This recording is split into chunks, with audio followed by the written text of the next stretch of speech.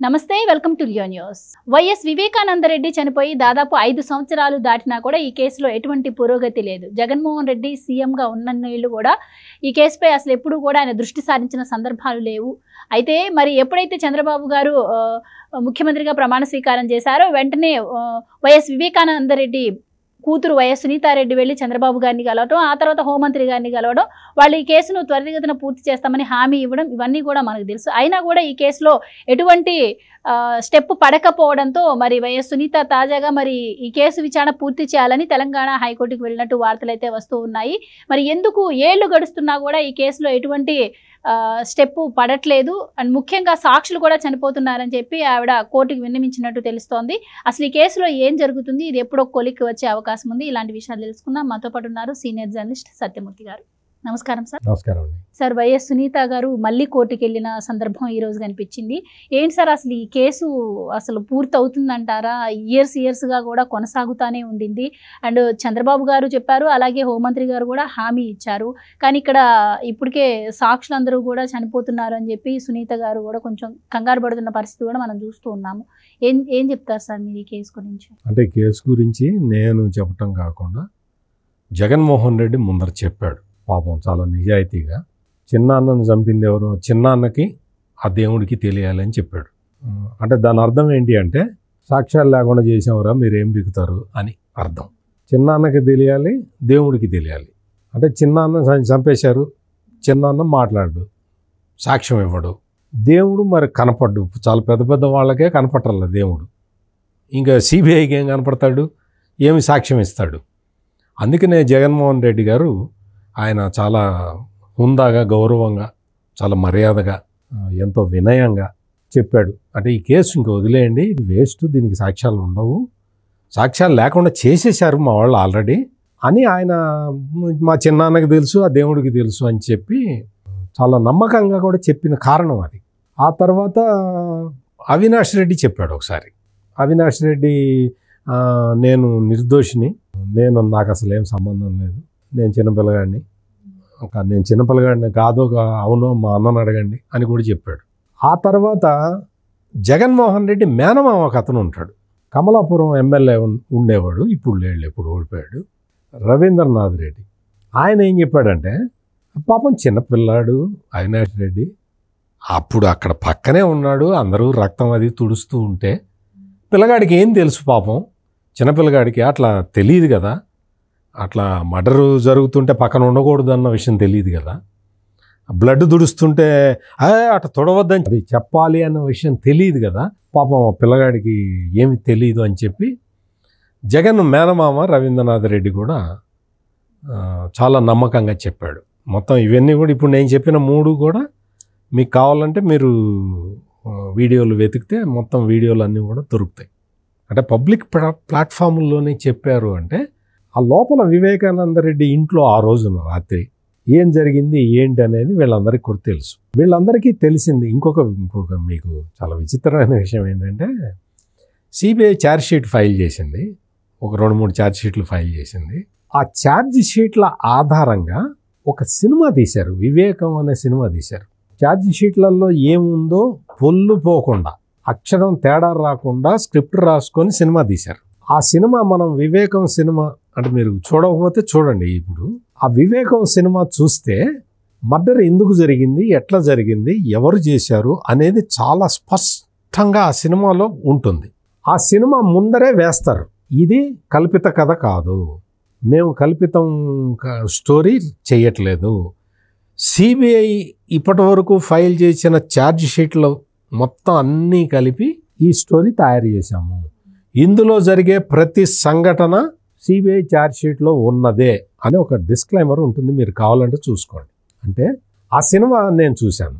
ఆ సినిమా చూస్తే ఎవరెవరు ఎట్లా ప్లాన్ వేశారు, ఎట్లా చంపారు, ఆ ప్లాన్ వేయటానికి ముందు వివేకానందరెడ్డి దగ్గరికి ఎవరెవరు వెళ్ళారు రాయబారం, వాళ్ళతోటి వివేకానందరెడ్డి ఏం చెప్పాడు, ఆ తర్వాత జరిగిన పర్యవసానాలు, ఆ తర్వాత విజయలక్ష్మి అయితే మౌనంగా ఉంది. విజయలక్ష్మి అంటే రాజశేఖర రెడ్డి భార్య, వివేకానందరెడ్డికి వదిన, జగన్మోహన్ రెడ్డికి తల్లి. ఆమె అయితే సైలెంట్గా ఉంది. కానీ షర్మిల అయితే మా వివేకం బాబాయ్కి ఇటు జరిగింది పొలిటికల్ తోటి దీన్ని లింక్ ఉన్నది అని చెప్పి బయటకి వచ్చి, అంటే సిబిఐకి డైరెక్ట్గా ఎఫిడవిట్ ఫైల్ చేసిన మొట్టమొదటి వ్యక్తి షర్మిల. ఎవరో బయట వాళ్ళు ఎవరో కాదు, సొంత జగన్మోహన్ రెడ్డి చెల్లెలే సిబిఐకి ఒక అఫిడవిట్ ఇచ్చిన మాట. ఇవన్నీ కూడా మనందరికీ తెలిసినవే. మరి ఇంత నీట్గా ఉంది కదా స్క్రిప్ట్, విచారణ ఇంకెందుకు ముందరికి పోదు అని మీకు నాకు వివేకానందరెడ్డి కుమార్తె సునీతకే కాకుండా మొత్తం ఆంధ్రప్రదేశ్ రాష్ట్ర ప్రజలందరికీ కూడా అదే డౌట్, ఇంకెందుకు ముందరికి పోవట్లే. నెక్స్ట్ ఏంటి అంటే నెక్స్ట్ ఏంటి అనేది ఎవరు చెప్పాలి అంటే వివేకానందరెడ్డి మళ్ళీ వచ్చి చెప్పాలి, లేకపోతే దేవుడు వచ్చి చెప్పాలి. అట్లా ఉంది పరిస్థితి. వివేకానందరెడ్డి మర్డర్ కేసుని అసలు ఈ స్టేజ్ వరకు తెచ్చిన వ్యక్తి రామ్ సింగ్ అనే సిబిఐ ఆఫీసర్. ఆయన్ని నువ్వు కడప వస్తావా, నీ సంగతి చూస్తాం అని బెదిరించాడు. సరేలే మీరు చేసేది మీరు చేసుకోండి అని చెప్పి ఆయన వచ్చాడు, అందరినీ పిలిచాడు, మాట్లాడాడు. చివరికి ఆ నరికిన గొడ్డలి కనిపెట్టే టైంకి కంగారు పుట్టింది అందరికీ. ఆ రామ్ సింగ్ డ్రైవర్ని బెదిరించారు, మా డ్రైవర్లు మానేశారు. ఏం చేయాలో తెలియదు. వైఎస్ అవినాష్ రెడ్డిని అరెస్ట్ చేయడానికి పోతే సిబిఐ వాళ్ళు అరెస్ట్ చేయనివ్వలేదు. ఎవరు? జగన్మోహన్ రెడ్డి అప్పుడున్న కడప ఎస్పీకి చెప్తే ఎస్పీ బాధ్యత ఏంటంటే సిబిఐ వాళ్ళకి రక్షణ కల్పించడం. మా వల్ల కాదండి, మేము కల్పించాం, శాంతి భద్రతల సమస్య ఒక క్రిమినల్ ఛార్జెస్ ఉన్న వాడిని అరెస్ట్ చేస్తే శాంతి భద్రతల సమస్య తలెత్తితే నువ్వేం గడ్డి బీకుతావు? నువ్వు ఎస్పీగా నువ్వెందుకు?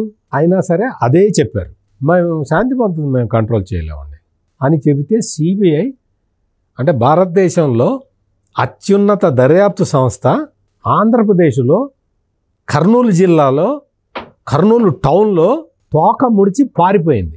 ఇందాక రామ్ సింగ్ గురించి చెప్తున్నాను కదా, ఈ రామ్ సింగ్ చాలా బాగా ఇన్వెస్టిగేట్ చేసి అసలు ఈ గూగుల్ టేక్అవుట్ తీసి ఈ మర్డర్లందరూ మర్డర్ చేయడానికి ముందర ఎక్కడ కలిశారు, మర్డర్ అయిపోయిన తర్వాత ఎక్కడ కలిశారు, కదిరి నుంచి గొడ్డలు ఎవరు తెచ్చారు, ఇవన్నీ పాపం ఆ మహానుభావుడు రామ్ సింగ్ ఆయన ఇప్పుడు ఏ కేసు దర్యాప్తు చేస్తున్నాడో తెలియదు, కానీ ఆయనకు మాత్రం మనందరం నమస్కారం పెట్టాలి.